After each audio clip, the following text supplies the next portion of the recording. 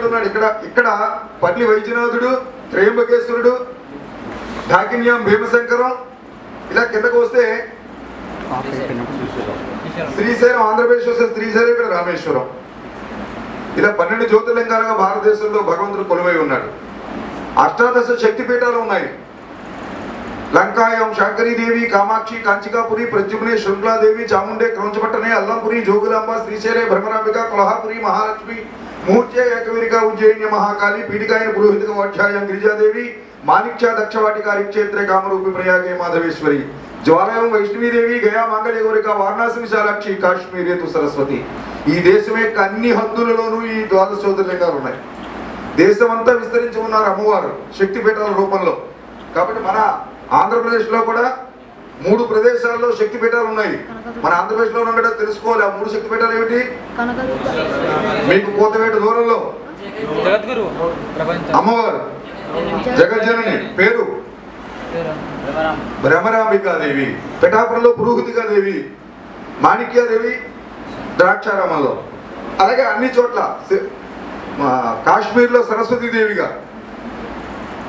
అన్ని ఆఖరికి మొట్టమొదటి శక్తిపీఠం నేపాల్లో శ్రీలంకలో ఉన్నది. ఆ శక్తిపీఠం పేరు శాంకరీదేవి. ఇట్లా 18 ప్రదేశాల్లో ఉన్నాయి. ఇది కాకుండా విష్ణుమూర్తి ఈ భారతదేశానికి 4 మూలలా కొలువై ఉన్నాడు చతుర్థ ధాముడిగా. అది ఎక్కడ అంటే ఉత్తరాఖండ్లో బద్రీనాథుడిగా, గుజరాత్లో ద్వారకానాథుడిగా, తూర్పుకు వస్తే ఒరిస్సాలో జగన్నాథుడిగా, ఇక్కడి నుంచి తమిళనాడుకు వస్తే రంగనాథుడిగా. 4 వైపులా కూడా విష్ణుమూర్తి కొలువై ఉన్నాడు. నిరంతరము ఈ భూమిని కాపాడుతూ ఉంటాడు ఆయన. దీంతో పాటుగా ఈ దేశంలో మన ఆంధ్రప్రదేశ్కి వచ్చినప్పటికీ 5 పంచారామాలు ఉన్నాయి. అలాగే ఆంధ్ర తెలంగాణలో పంచభూతాత్మక శివలింగాలు ఉన్నాయి. ఇది కాకుండా శబరిమల క్షేత్రము, ఇలా అనేక క్షేత్రాలు, వైష్ణోదేవి క్షేత్రము, అమర్నాథ్ క్షేత్రం, ఇలాగా కంకర కంకరమే శంకర శంకరహే అని మనం భావించే విధంగా ప్రతి రాయి, రప్ప, చెట్టు, పుట్ట, ఆకాశం, అగ్ని, మనిషి, జంతువు, కీటకం, వృక్షం అన్నిటిలోనూ కూడా భగవంతుడు ఉన్నాడు. కాబట్టి ఈ భూమిని దైవ భూమి అని పిలుచుకున్నారు. దైవం నిర్మించిన భూమి, దైవం కొలువున్న భూమి, దైవం అవతరించబోయే భూమి కూడా ఇదే కావడం వల్ల దీన్ని దైవ భూమి అని పిలుచుకున్నాం మనం ఈ భారతదేశాన్ని. ఇప్పుడు ఆధ్యాత్మిక విషయాన్ని పక్కకు వద్దాం. ఇంకా పంచమాధవ క్షేత్రాలు, పంచ సరోవరాలు, సప్త సరస్వతి క్షేత్రాలు, ఇవన్నీ చెప్పుకోవాలంటే సమయం సరిపోదు. కాబట్టి ఇవన్నీ కూడా ఉన్నాయని మాత్రమే పరిచయం చేస్తున్నాను. దీని తర్వాత ఇక్కడ నుంచి మనం చారిత్రాత్మక అంశంలోకి వద్దాం. ఇందాక భౌగోళికంగా తెలుసుకున్నాము, దాని తర్వాత ఆధ్యాత్మికంగా తెలుసుకున్నాము, ఇప్పుడు చారిత్రాత్మకంగా తెలుసుకుందాం. ఒక్కొక్క భాగం నుంచి వద్దాము. ఇక్కడి నుంచి కొంచెం వేగంగా చెప్పుకుందాం. మొట్టమొదటి ప్రాంతం తీసుకునేది ఏంటంటే గాంధారము. దీన్ని ఉపగణ స్థానము అంటారు, గాంధార దేశము అంటారు. ఇది భారతదేశంలో భాగంగా ఉండేది. ఇది ఈ భాగము ఈవేళ భారతదేశంలో లేదు. ఆఫ్ఘనిస్తాన్ పేరుతో 6,52,100 చదరపు కిలోమీటర్ల భూమి ఆఫ్ఘనిస్తాన్ పేరుతో భారతదేశం నుంచి విడిపోయింది. ఇక్కడ ఉన్న చరిత్రను ఒక్కసారి గుర్తు తెచ్చుకుందాం. గాంధారము అంటే గాంధారి దేశము. గాంధారి ఎవరు? కౌరవుల ధృతరాష్ట్రుని, శకుని. ఇప్పుడు మనకి ఆవిడకి ఎంత సంబంధం ఉందో అర్థమైందా? అటువంటి మహాభారత గాథకి ప్రధానమైన ఇతివృత్తము గాంధారి. ఆ గాంధారి పుట్టినటువంటి ప్రదేశం గాంధార్. ఇది ఆఫ్ఘనిస్తాన్గా మారిపోయిన తర్వాత ఇది కాందహార్ అయింది. ఆ గాంధార దేశం కాస్త కాందహార్ అయ్యాక ఏమైంది అంటే మన భారత విమానాన్ని హైజాక్ చేసే పరిస్థితికి వచ్చింది. దురంధర్ సినిమాలో చూశారు కదా, అది ఇదే ప్రదేశం కాందహార్. ఇది గాంధార దేశం, ఇది ఉపగణ దేశము. ఇక్కడ రాజా రణబల అని పరిపాలిస్తూ ఉండేవారు. ఈయన రణబలో అత్యంత బలము కలిగిన వాడు. శత్రువులు యుద్ధానికి వస్తే అవలీలగా జయించేవాడు. ఈయన రాజ్యంలో ఈయనకి ఒక సేనాని ఉన్నాడు. ఆయన పేరు హరిసింగ్. 11 సంవత్సరాల వయసులో పులిని చంపాడు ఆయన. ఆ పులిని చంపిన ధైర్యాన్ని చూసి రాజు అంతఃపురాన్ని పిలిచి, పులిని చంపేవాడు నువ్వు, నిజమేనంటే నిజమే అన్నాడు. పులిని చూస్తే భయం లేదంటే భయం అంటే ఏమిటి అని అడిగాడు. ఇంత చిన్న వయసులో భయం అంటే ఏమిటో తెలియకుండా పులి మీద కలిగిపడ్డాడంటే ఇటువంటి వాడు కావాలి నా రాజ్యానికి అని చెప్పి అతనికి శిక్షణ ఇచ్చాడు, విద్యాబుద్ధులు నేర్పాడు, సైనిక విద్య నేర్పాడు, సైనికుడు చేశాడు, సైనికాధికారిని చేశాడు, సైన్యాధ్యక్షుడిని చేశాడు. ఏ రోజైతే అంతఃపురానికి కురాన్ని తీసుకొచ్చారో ఆ రోజుని నాల్వా అని బిరుదునిచ్చారు. హరిసింగ్ని ఆ రోజు నుంచి అందరూ హరిసింగ్ నాల్వా అని పిలిచేవారు. అంటే నాల్వా అంటే ఉపగణ భాషలో పులిని జయించిన వాడు అని అర్థం. ఆ విధంగా హరిసింగ నాల్వ ఈ జమృత కోటను కేంద్రం చేసుకుని నిరంతరము కాపు కాస్తూ ఉండేవాడు. హరిసింగ నాల్వ యుద్ధంలో ఉన్నారంటే పఠాల యుద్ధంలోకి వచ్చేవారు కాదు, పారిపోయేవారు. అంత శౌర్యశీలుడు అన్నమాట ఈయన. అటువంటి హరిసింగ నాల్వ వృద్ధుడైపోయాడు. 80 సంవత్సరాల వయసు వచ్చింది, విషజ్వరం వచ్చింది, మంచం మీద పడుకుని ఉన్నాడు. ఇది అదునుగా తలిచి హరిసింగ నాల్వ లేవలేని పరిస్థితిలో ఉన్నాడని చెప్పి 5,000 మంది పఠాలు వచ్చి జమృత కోటను చుట్టుముట్టారు ఆక్రమించుకోవడానికి.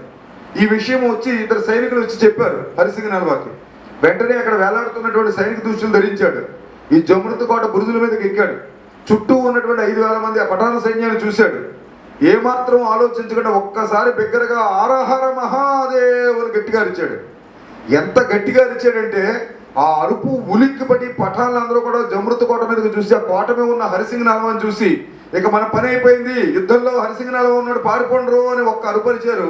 ఎక్కడ వాళ్ళు అక్కడ ఆయుధాలు పడేసి పారిపోయారు. ఇక్కడ ఎందుకు యుద్ధం చేశాడు హరిసింగ నాల్వ?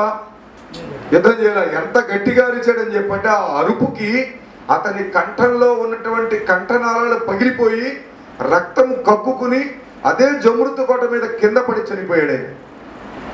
ఆఖరి క్షణంలో కూడా దేశం కోసం, ఈ భూమి కోసం శరంతో కాకుండా కంఠస్వరంతో యుద్ధం చేశాడు.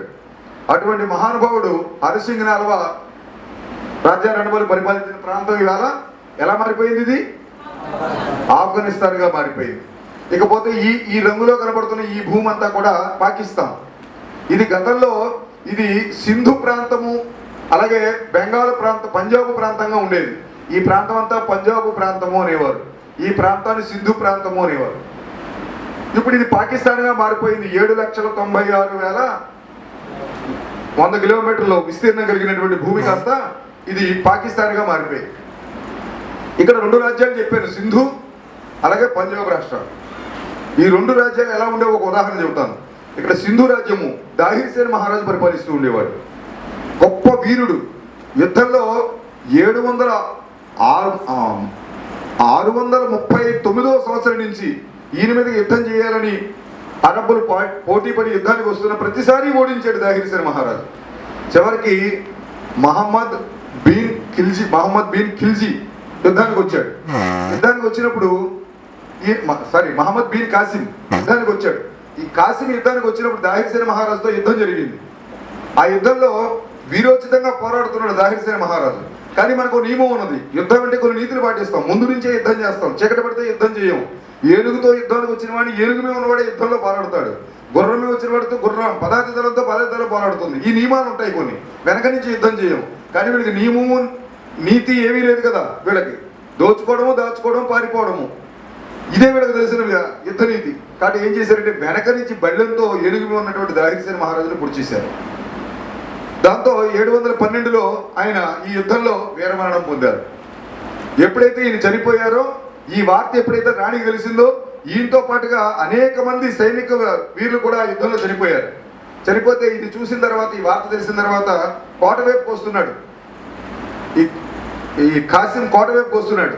కోటలోకి ప్రవేశించాడని చెప్పంటే ఆడవాళ్ళు ఎత్తుకుపోతారు. ఆ రోజున వాళ్ళు చేసే పనులవే.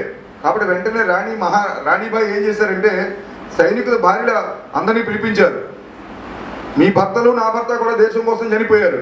ఇప్పుడు మనం బతికుంటే మనం తీసుకెళ్లి మనతో వీళ్ళు సంసారం చేస్తారు. కాబట్టి నేను దానికి సిద్ధంగా లేను. కాబట్టి నేను నా శరీరాన్ని వాడు ముట్టకుండా నేను అగ్నికి ఆహుతి అయిపోవడానికి సిద్ధంగా ఉన్నాను. నేను జోహార్ అయిపోతున్నాను. నాతో పాటు మీరు కూడా మీ శరీరాన్ని కాపాడుకునే వాళ్ళు ఎవరైనా ఉంటే నాతో రండి చెప్పంటే మొత్తం సైనిక భార్యలంతా ఈవిడితో వస్తే 5,000 మంది సైనిక భార్యలతో అగ్ని ఒక గొయ్యి తీసి అగ్నిని జ్వలింపజేసుకుని అందులో దూకి రాణిబాయి 5,000 మంది పైచిలకు సైనికుల యొక్క భార్యలు ఒకే క్షణంలో అగ్నికి ఆహుతి అయిపోయారు. జోహార్ అయినటువంటి మొట్టమొదటి ఘటన, ఈ సాయిబుల చేతిలో పడకుండా జోహార్ అయిన ఘటన ఈ సింధు ప్రాంతంలో జరిగిన ఘటన ఇది చూసిన తర్వాత వాళ్ళకి 2 పిల్లలు ఉన్నారు, పద్మినీదేవి, పరిమళాదేవి. వీళ్ళిద్దరినీ పట్టుకున్నాడు ఈ కాసిము. అప్పుడు వీళ్ళ మతనాయకుడు ఖలీఫా ఉన్నాడు. ఖలీఫాకి వీళ్ళని తీసుకెళ్లి బహుమతిగా ఇచ్చాడు. ఇచ్చినప్పుడు వీళ్ళిద్దరూ అనుకున్నారు, ఈ చెల్లెళ్ళు, అక్కా చెల్లెళ్ళు ఇద్దరును మన నాన్న చనిపోవడానికి కారణమైన ఈ కాసిం, మన అమ్మ, మన సైనికుల భార్యలు చనిపోవడానికి కారణమైన ఈ కాసిం, మన రాజ్యం అవమానాల పాలయ్యి మన రాజ్యం పరాయి పాలనకు వెళ్ళడానికి, బానిసత్వంలోకి వెళ్ళడానికి కారణమైన ఈ కాసింని చంపిన తర్వాతే మనం చచ్చిపోదామని నిర్ణయించుకున్నారు. ఆడపిల్లలు, దుర్గావాహిని కార్యకర్తలు ఎలా చంపగలరు వాళ్ళు? కాబట్టి ఆలోచన చేశారు. ఖలీఫా ముందు నుంచో పెట్టి నీకు బహుమతిగా తెచ్చాను తీసుకోమని చెప్పి కాసిమి ఇద్దరు ఆడపిల్లల్ని ఖలీఫాకి ఇస్తే వెంటనే వీళ్ళు నోరు తెరిచి ఏ ఆడపిల్ల చేయని సాహసం చేశారు. వీళ్ళు ఏం చేశారని చెప్పంటే, ఏ ఆడదిన ఏదైనా భరిస్తుంది కానీ తన మానం మీద అవమానం చేస్తే భరించలేదు. అటువంటిది ఆ తల్లులిద్దరు పరిమళాదేవి సోరస్దేవి ఇద్దరు పిల్లలు కూడా వీడు ఈ కాసిమ మమ్మల్ని అనుభవించిన తర్వాత నీకు కానుకగా ఇస్తున్నాడు, నిన్ను మోసం చేస్తున్నాడని చెప్పారు. ఇంకా ముందు వెనక ఆలోచించలేదు. అంత రాజ్యం తెచ్చినటువంటి కాసిమను కూడా ఆలోచించలేదు. వెంటనే ఖలీఫా వాడు తలకాయ తీయించేశాడు. అప్పుడు వీళ్ళిద్దరూ అనుకున్నారు, అక్క మనం వచ్చిన పని పూర్తయింది, మన రాజ్యాన్ని నాశనం చేసిన వాడు ఎవడో వాడిని చంపాలనుకునే కదా వచ్చాం ఇక్కడికి, మనం వాడిని చంపేయించేస్తాం, ఇక మన పని పూర్తయింది, ఇక ఖలీఫా చేతికి మనం వెళ్ళవలసిన అవసరం లేదు, మనం మన అమ్మా నాన్నల దగ్గరికి వెళ్ళిపోదాం అనుకుని ఆ కోట నుంచి పరిగెట్టుకుని వెళ్ళి కిందకు దూకి చచ్చిపోయాడు. కాబట్టి దుర్గావాహిని పని ఎప్పటి నుంచి ప్రారంభమైంది? 712వ సంవత్సరంలో ప్రారంభమైంది. ఇప్పుడు ప్రారంభమైంది కాదు, అది అనుసరిస్తూ ముందుకు తీసుకెళ్తున్నాం.